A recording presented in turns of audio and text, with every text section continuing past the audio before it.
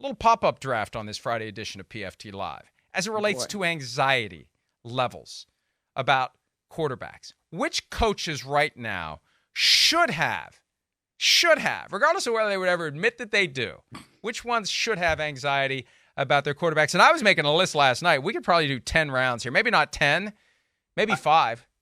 Yeah. 5. But there's at least 10 coaches I identified. But go ahead. Who do you got, Myles?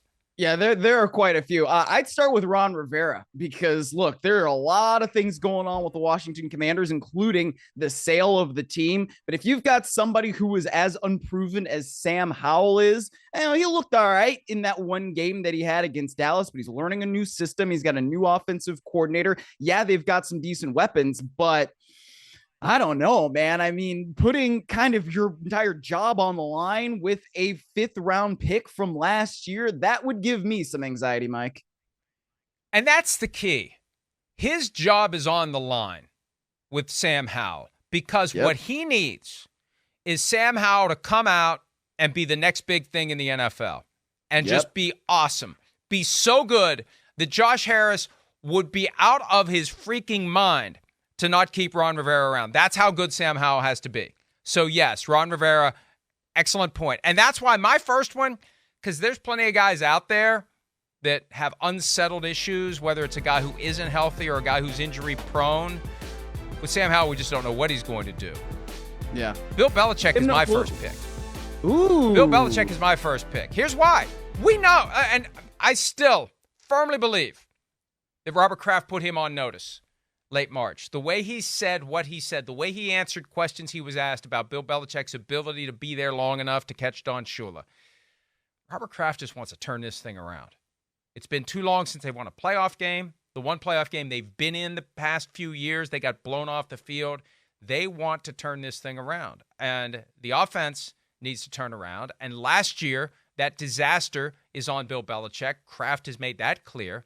He needs Mac Jones to play and play well to save his butt. And I don't know what the magic number is that gets him run out the door this year. I think there's a way that the season falls that he is done. Where is that sweet spot? Where do they need to be?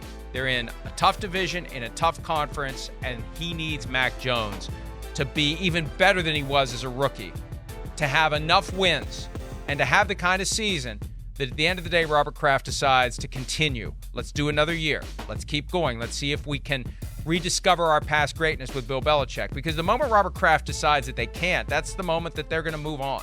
And I think they're far closer to making that decision than anyone realizes.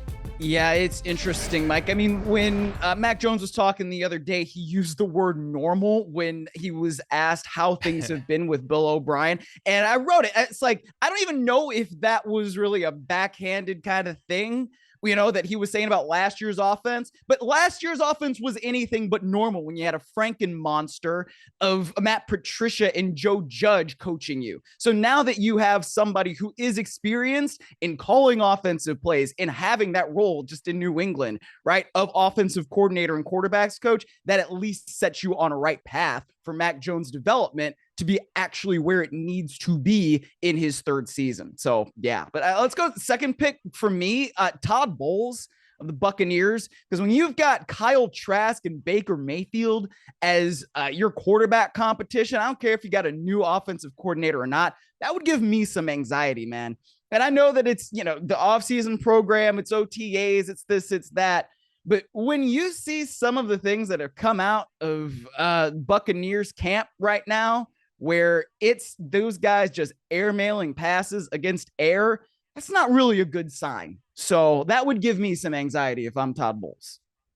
Well, and the one thing we know about the Buccaneers, they do not hesitate to fire coaches. And the whole circumstances of how he got the job, the way this quarterback situation goes may be tied very closely to the way things go for Todd Bowles, getting yet another year beyond 2023. I'm going to go Steven Stefanski or Kevin Stefanski. See, Tom, see how hard it is, Tom, when you're speaking extemporaneously? Sometimes you'll say Steven Stefanski instead of Kevin Stefanski of your Cleveland Browns, Myles. Here's why. Here's why. It's year 2 of this massive Deshaun Watson contract. They got to do something with this guy this year. Yep. And they're not getting rid of Deshaun Watson if it doesn't work this year. So if it doesn't work this year, And when the dust settles on a year that doesn't work, what can you do? What's the easier way to go? You get a new coach. You bring in somebody else who can get more out of Deshaun Watson, because after this year, you only got 3 years left on that massive, fully guaranteed contract to justify your investment of money and of all the draft picks you gave up to get Deshaun Watson. So, it's unfortunate, and it's arguably unfair that this is all on Kevin Stefanski. But this year, it is. He's got to get Deshaun Watson back to the guy that he was, that caused them to make that massive investment in Deshaun Watson. Knowing what they knew about the fact that he was going to miss all those games. It's on Stefanski to revamp the offense and make Watson into the guy that he was. And if he doesn't, there's a good chance they find somebody else to do it next year. Yeah, absolutely. Like you said, they're not getting rid of Deshaun Watson. The only way to do it is to get rid of the coach. And that's unfortunate, but it is the reality. And I think that Kevin Stefanski knows that. I think that they've spent a lot of time trying to make sure that they have the right stuff around Deshaun Watson. And who knows, maybe they'll pick up a receiver that Deshaun Watson used to throw to. I'm kind of hoping they do as a Cleveland person. Last pick for me, and man, there are a lot that we could go to. I'm going to say Matt LaFleur, because Jordan Love is just such an unknown quantity. And, when we have a player who is replacing a legend in Aaron Rodgers, there's a lot of inherent pressure in that. And even though Jordan Love has been a part of the same offensive system, and there's probably no one better positioned to be in his first year as a starter than Jordan Love right now, it's still, you just don't really know what he's going to do as QB1 over a full season. Now, the Packers have kind of protected themselves, at least contractually, when it comes to Jordan Love. But if Jordan Love is no good, then what's that necessarily going to mean for Matt LaFleur? I don't know. So, that would give me a certain level of anxiety when it's just an unknown where you have it as your starting quarterback. But see, I think that LaFleur could look at it and say, I didn't make this mess. I didn't pick this guy. I didn't want to take a quarterback. I wanted to focus on Aaron Rodgers. So this is someone else's experiment that I'm trying to get the most out of. I won 13 games, 3 straight years to start my career in Green Bay. I've got a team that's rebuilding. I've got a team that isn't in a position where it has high expectations. So if it doesn't work out, we'll find somebody else, and then I'll be anxious. I won't be anxious with this one. I'll be anxious with the next one. Mike McDaniel is the easy one because of Tua and Tua's inability to avoid concussions. It's almost so obvious I've been trying to avoid it. I want to be a little more probing. I'm going to say Dan Campbell, the Lions coach, because they have expectations. They have ridiculously high expectations for a team that hasn't been to the playoffs in several years, for a team that hasn't won a postseason game since 1991, for a team that didn't make the playoffs last year. They're the darlings of the NFL. MDS, I think, posted the item recently that all the money's on the Lions plus 6.5 in week 1 already against the Chiefs in Kansas City. Everybody's on the Lions.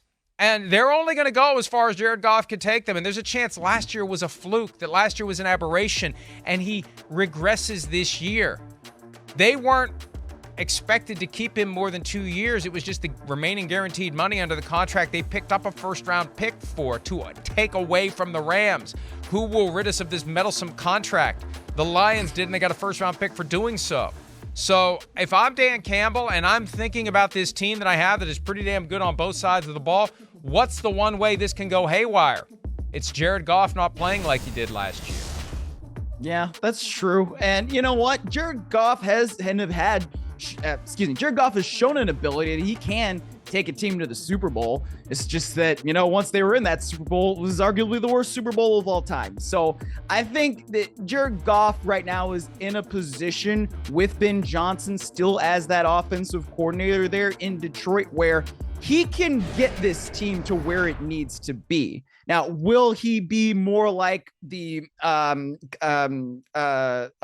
number 1 overall pick that was above Aaron Rodgers, Alex Smith? Will he be the Alex Smith of like Kansas City, where it's like, man, this guy's good, but he's not really going to be able to take us where we need to go? Maybe, but I think that Jared Goff can at least get that team to the playoffs. But I understand why there would be some anxiety there.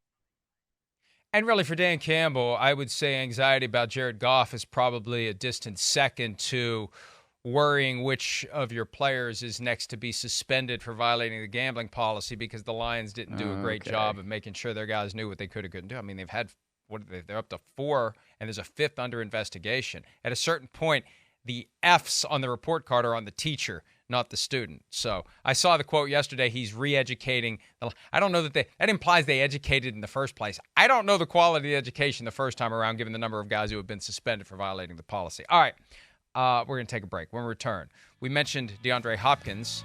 Myles did. He's rooting for him to go to Cleveland. Where could he be going? The latest on DeAndre Hopkins' search for a new team when PFT Live continues right after this.